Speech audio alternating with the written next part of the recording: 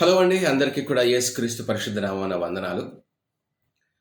యేసుక్రీస్తు ప్రభువారు చేసినటువంటి ఒక అద్భుతాన్ని ఈరోజు నేను మీతో పంచుకుంటాను. చిన్న పాయింటే, బట్ గివ్స్ మోర్ ఇన్ఫర్మేషన్. యేసుక్రీస్తు ప్రభువారు పేతురు ఇంటికి వచ్చినప్పుడు పేతురు అత్త జ్వరంతో పడి ఉంటది. సో యేసుక్రీస్తు ప్రభువారు వచ్చి ఆమెను చెయ్యి ముట్టగానే వెంటనే జ్వరము ఆమెను విడిచిపోయింది. ఇమ్మీడియట్‌గా లేచి ఆవిడ యేసుక్రీస్తు ప్రభువారికి పరిచారం చేయటం మొదలుపెట్టింది. ఇది నేను చెప్పేది ఈరోజు. కొంచెం వివరాల్లోకి వెళ్దాం. మత్తయి సువార్తలో ఉంది ఇది. అలాగే లూకా సువార్తలో కూడా ఉంది. ప్రత్యేకించి నేను అధ్యాయాలు, చాప్టర్‌లో చెప్తేనే కానీ మీకు తెలియనటువంటి స్క్రిప్చర్ అయితే కాదు కదా. అందుకని నేను అధ్యాయాలు, చాప్టర్లు చెప్పటం లేదంతే. ఈ మిరకిల్ బైబిల్లో ఉంది యాక్చువల్గా, మీరు తర్వాత చదువుకోండి. యేసుక్రీస్తు ప్రభువారు పేతురు ఇంటికి వచ్చినప్పుడు పేతురు అత్త జ్వరంతో ఉన్నప్పుడు యేసు ప్రభువారి యొక్క స్పర్శ, ఆయన యొక్క స్పర్శ ద్వారా ఆమెను ముట్టి స్వస్థపరచడం జరిగింది. వెంటనే ఆమె లేచి పనులు చేయటం ప్రారంభించింది. ఓకే, సహజంగా ఎవరికైనా జ్వరము వచ్చినప్పుడు కొద్ది రోజుల వరకు ఆ దుష్ప్రభావం అనేది బాడీ లోపల ఉంటుంది. ఒక వారం రోజులు మనిషి జ్వరం బారిన పడినా, లేకపోతే ఒక 10 రోజులు జ్వరం బారిన పడినా, మందులు వాడినా, ఇంజక్షన్లు వాడినా జ్వరం తగ్గిపోయినా కూడా కోలుకోవటానికి it will take some time కదా. అది అందరికీ ప్రాక్టికల్గా తెలిసినటువంటి విషయమే. ఎందుకంటే ఈ వీడియో చూసినటువంటి మీలో కనీసం ఒక్కసారైనా మీరు మీ జీవితంలో జ్వరం బారిన పడిన వారే అయి ఉంటారు. నేను మళ్ళీ చెప్తున్నాను, ఈ వీడియో చూసినటువంటి మీరు కూడా జీవితంలో కనీసం ఒక్కసారైనా జ్వరం వచ్చిన వారై ఉంటారు, అంతే కదా. అలా కాకుండా నాకు జ్వరం రాలేదండి, పుట్టినప్పటి నుంచి ఎప్పటి వరకు కూడా నేను జ్వరం బారిన పడలేదు, జ్వరం రాలేదు నాకు అని చెప్పేసి అంటే మీరు మీ ఆరోగ్యం సరిలేదని అర్థం. ఒకసారి డాక్టర్కి చూపించుకోవాలి. సార్, పుట్టినప్పటి నుంచి కనీసం ఒక్కసారైనా కూడా నాకు జ్వరం రాలేదండి అని చెప్పేసి అంటే something is wrong in your body. జ్వరం రావాలి. మనిషి యొక్క హెల్తీ నేచర్ ఎలా ఉందో జ్వరం చెబుతుందంట. జ్వరం అనేది సహజం, but sometimes it can be fatal. కొన్నిసార్లు మరణకరమైనటువంటి పరిస్థితి కూడా దారితీయొచ్చు జ్వరం. సరే, ఇక్కడ నేను చెప్పే ఇంపార్టెంట్ పాయింట్ ఏంటంటే, Jesus healed Peter's mother in law with a touch. యేసుక్రీస్తు ప్రభువారు పేతురు యొక్క అత్తను టచ్ చేయటం ద్వారా స్వస్థత జరిగింది ఆమెకి. ఏ టచ్ ఏమండి? ఏ టచ్? కామెంటరీలు ఇక్కడ భక్తుడు టచ్ అంటున్నాడంటే నేటి కాలంలో టచ్ అంటాను చూడండి, ఆ టచ్ కాదు. యేసుక్రీస్తు ప్రభువారి యొక్క టచ్ నేటి కాలంలో చాలా మంది టచ్ అని చెప్పేసి నిలబడిన వాళ్ళు పడేస్తున్నారు చూడండి, ఆ టచ్ కాదు. ఓకే, ఆయన చేసినటువంటి స్వస్థతకు సంబంధించినటువంటి టచ్ ఏంటంటే సంపూర్ణ స్వస్థత, తక్షణ స్వస్థత. నేను 2 పదాలు ఇక్కడ ఉపయోగిస్తున్నాను. ఒకటి సంపూర్ణ స్వస్థత, 2 తక్షణ స్వస్థత. ఈ 2 చాలా గుర్తుపెట్టుకోండి. ఒకటి సంపూర్ణ స్వస్థత అప్పటికప్పుడు, లేదా తక్షణ స్వస్థత అంటే అప్పటికప్పుడు. ఎందుకంటే ఆమె లేచి ఆయనకు పరిచారము చేసిను అని ఉంది అక్కడ. పరిచారం చేసాగిను అంటే ఏంటి? పేతురు అత్త కోలుకున్న తర్వాత కొద్ది రోజులు రికవరీ అవ్వటానికి టైం తీసుకుంటుంది వాస్తవంగా, అంతే కదా.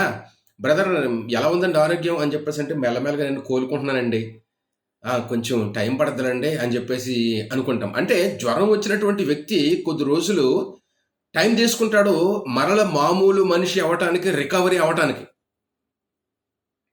ఇక్కడ యేసుక్రీస్తు ప్రభు వారి యొక్క టచ్ ద్వారా ఆమె టైం తీసుకోవాలా. 5 రోజులు, 10 రోజులు, 15 రోజులు టైం తీసుకోవాలా. తక్షణమే ఆమె ఎనర్జీ పొంది మామూలు మనిషి అయిపోయి సంపూర్ణ స్వస్థత పొందుకుని యేసుక్రీస్తు ప్రభు వారికి పరిచారం చేయడం స్టార్ట్ చేసింది. ఇది పాయింట్ ఇక్కడ. అంటే అర్థం ఏంటి? ఆమె యేసుక్రీస్తు ప్రభు వారి యొక్క స్వస్థత పొందటం అనేది సంపూర్ణముగా అప్పటికప్పుడు మామూలు మనిషి అవటం అనేది జరిగింది. అంత బ్యూటిఫుల్గా స్వస్థత చేకూర్చాడు ఆమెకి యేసు ప్రభు వారు. Point number 1. పాయింట్ నెంబర్ 2 ఏంటంటే, ఆమె లేచి మామూలు మనిషిగా అయిపోయి మంచి ఎనర్జెటిక్గా పరిచర్య చేస్తుంది, లేదా ఉపచారం చేస్తుంది అక్కడ ప్రభువుకి. దీంట్లో మీనింగ్ ఏంటంటే, మన ఆత్మీయ జీవితాల్లో దేవుడు ప్రతిరోజు కూడా మనకి స్వస్థత చేకూరుస్తూ ఉన్నాడు. అంటే ఏంటి? ఆత్మీయ స్వస్థత, బలాన్ని ఇస్తూ ఉన్నాడు. ముఖ్యంగా ఆయుష్ పోస్తూ ఉన్నాడు మనకి. ఎన్నో ప్రమాదాల నుంచి కాపాడుతున్నాడు. ఎన్నో గడ్డు పరిస్థితుల్లో నుంచి గండం గట్టెక్కిస్తూ ఉన్నాడు. ఇలాగా అనేకమైనటువంటి రోగాల నుండి, అనేకమైనటువంటి శోధనల నుండి కాపాడుతూ, అనేకమైనటువంటి ప్రమాదాలు, యాక్సిడెంట్ల నుంచి కాపాడుతూ, త్రుట్టులో మరణపు ఒడిలో పడాల్సినటువంటి మనల్ని త్రుట్టులో దేవుడు దేవదూతల చేత తప్పించి మనకు ఆయుష్ పోస్తూ ఆరోగ్యంతో నిలబెడుతూ ఉన్నాడు. మరి ఈవిడ స్వస్థత పొందిన వెంటనే ఆ యొక్క ఆయుర్దాయాన్ని యేసుక్రీస్తు ప్రభు వారి యొక్క పరిచారం కోసం ఖర్చు పెడుతుంది. ఇది పాయింట్ ఇక్కడ. ఆయనకు పరిచారం చేయడం స్టార్ట్ చేసింది. ఆయనకు ఉపచారం, లేదా ఉపచారం అంటే ఏంటో కాదు, ఉపకారం కాదు, ఉపచారం అంటే పరిచర్య. సో మన ఆత్మీయ జీవితాల్లో దేవుడు మనకిస్తున్నటువంటి ఆయుర్దాయాన్ని బట్టి రోజుకి 24 గంటలుంటే ఎంతవరకు దేవుని కోసం మనం ఎన్ని గంటలు ఖర్చు పెడుతున్నాం, ఎంత టైం కేటాయిస్తున్నాం ప్రభు కోసం, ప్రభు యొక్క రాజ్యవ్యాప్తి కోసం, సంఘ క్షేమాభివృద్ధి కోసం, మన యొక్క ఆత్మీయ ఎదుగుదల కోసం ఎన్ని గంటలు మనం ప్రభు కోసం ఖర్చు పెడుతున్నాం? ఇక్కడ వాక్యం చూసుకుంటే పీటర్స్ వైఫ్స్ మదర్ అన్నాడు. Peter's wife's mother used the gift of her health restored to serve Jesus and to serve others. అంటే యేసుక్రీస్తు ప్రభు వారి ద్వారా ఆమె పొందుకున్నటువంటి స్వస్థత ద్వారా కలిగినటువంటి బలము, సత్తువ, ఎనర్జీ అంతా కూడా తిరిగి ఆయన కోసం ఖర్చు పెట్టిందంట. ఎంత బ్యూటిఫుల్ పాయింట్ అండి. మరి మనం ప్రతిరోజు కూడా దేవుని ద్వారా ఆయుష్ పొందుకుని దేవుని కోసం ఎంత కష్టపడుతున్నాం, ఎంత టైం కేటాయిస్తున్నాం మనం? ప్రతి ఒక్క వ్యక్తి కూడా ఆలోచించుకోవాల్సినటువంటి కీలకమైనటువంటి ప్రశ్న. ప్రభు మనకు స్వస్థత ఇస్తున్నాడు, ప్రభు మనకి కాపాడుతున్నాడు, ప్రభు మనకి ఎన్నో అద్భుతమైనటువంటి గొప్ప కార్యాలు చేస్తూ, ఎన్నో యాక్సిడెంట్ల నుండి, ఎన్నో పరిస్థితుల నుంచి మనల్ని గండం గట్టెక్కిస్తూ, ఆయుష్ పోయిస్తూ, ఆయుర్దాయాన్ని ఇస్తూ, ఇప్పటి వరకు ఇంకా స్పష్టంగా చెప్పాలంటే ఈ వీడియో మీరు చూస్తున్నంత వరకు కూడా ఆయుర్దాయాన్ని, ఆయుష్ని పోస్తూ ఉన్నాడు. How many hours we are giving every day to God service? దేవుని యొక్క సేవ కోసం ఎన్ని గంటలు మనం కేటాయిస్తున్నాం? దేవుడు మనకి ఇచ్చినటువంటి 70 లేదా 80 సంవత్సరాల ఆయుర్దాయంలో ఎంత సేవ చేసినా తక్కువే, ఎంత సేవ చేసినా తక్కువే. కాబట్టి దేవుని యొక్క సేవ కోసం, ఆయన యొక్క రాజ్య వ్యాప్తి కోసం టైం కేటాయించి, ప్రభు మహిమ కోసం ఏదో ఒకటి చేయండి, ఏదో ఒకటి చేయండి, ఏదో ఒకటి చేయండి.